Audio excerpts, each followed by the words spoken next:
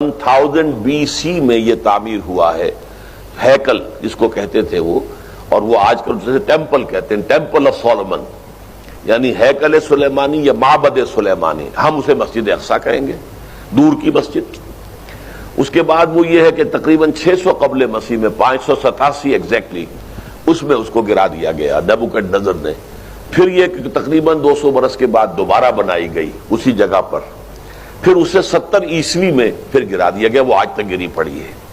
تو جب حضور صلی اللہ علیہ وسلم کو معراج ہوا ہے تو وہاں کوئی عمارت نہیں تھی، البتہ یہ کہ معلوم ہوتا ہے کہ ایک گرجا وہاں پر بنا دیا گیا تھا، اس لیے کہ یہ جب ہیڈریان نے اس کو آباد کیا دوبارہ سن 70 میں تو تباہ و برباد کر دیا تھا ٹائٹس رومی نے سن 70 عیسوی میں، حضرت عیسیٰ علیہ السلام کے رفع سماوی کے 40 برس کے بعد، تو اسے گرا دیا اور پورا شہر ویران کر دیا۔ لیکن پھر 60-70 برس کے بعد وہ ایمپرر تھا ہیڈریان رومن ایمپرر، اس نے دوبارہ آباد کیا، اور دوبارہ آباد کیا تو اس کا نام ایلیا رکھا، اب یروشلم نہیں رہا۔ اور پھر یہ کہ جب سن 300 عیسوی میں جو ایمپرر کانسٹنٹائن تھا قسطنطین، وہ جب عیسائی ہو گیا تو اب یہ پوری مملکت عیسائی ہو گئی، تو پھر وہاں ایک گرجا تعمیر کر دیا گیا۔ اس گرجا میں حضرت عمر گئے تھے جب انہوں نے ہینڈ اوور کیا ہے حضرت عمر کو وہاں کے عیسائیوں نے، تو جب حضرت عمر اس گرجا کے اندر ہی ابھی تھے، دیکھ رہے تھے جگہ، تو نماز ظہر کا وقت ہو گیا، تو حضرت عمر نے فرمایا کہ میرا نماز کا وقت ہے، تو انہوں نے کہا وہاں کے عیسائیوں نے کہ آپ یہی پڑھ لیجیے، آپ فرمایا نہیں، اگر میں یہاں پڑھوں گا تو اسے پھر مسلمان مسجد بنا لیں گے۔ تو باپ باہر گئے اور اس قبۃ الصخرہ کے اوپر جا کے نماز پڑھی آپ نے۔ یہ جو اس وقت جو ڈوم نظر آتا ہے یہ ہے وہ چٹان، اور یہ بڑی اس کے اوپر گردہ وردہ پڑا ہوا تھا، کچرا وچرا تھا، اسے صاف کیا اور اس پر آپ نے نماز پڑھی، اس لیے کہ یہیں سے اصل میں معراج ہوا تھا حضور صلی اللہ علیہ وسلم کو۔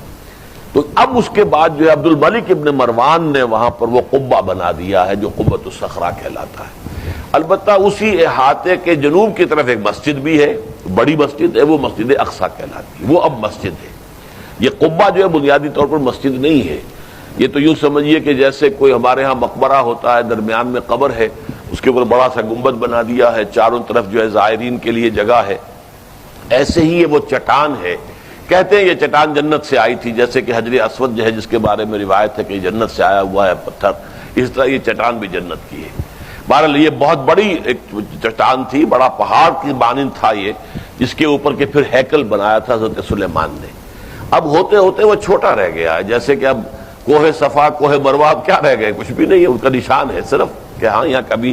ایک پہاڑی ہوتی ہوگی جس کے کچھ پتھر جو ہیں وہ نظر آ رہے ہیں۔ اسی طرح سے وہ ایک چٹان ہے، اگرچہ بہت بڑی ہے کوہ صفا اور مروہ کے مقابلے میں،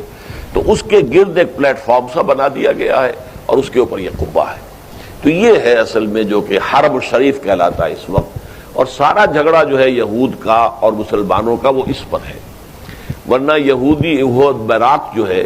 جو یہودی وزیر اعظم ہے اس وقت، اس نے یہ آفر تو کر لی تھی کہ ٹھیک ہے مسجد اقصی موجود رہے اور اس کے اوپر جو ہے کنٹرول بھی فلسطینی مسلمانوں کا رہے، لیکن یہ قبۃ الصخرہ پر نہیں ہے، اس لیے کہ یہ ہے وہ جگہ جہاں انہیں اس کو گرا کر اور اپنا 3rd ٹیمپل تعمیر کرنا۔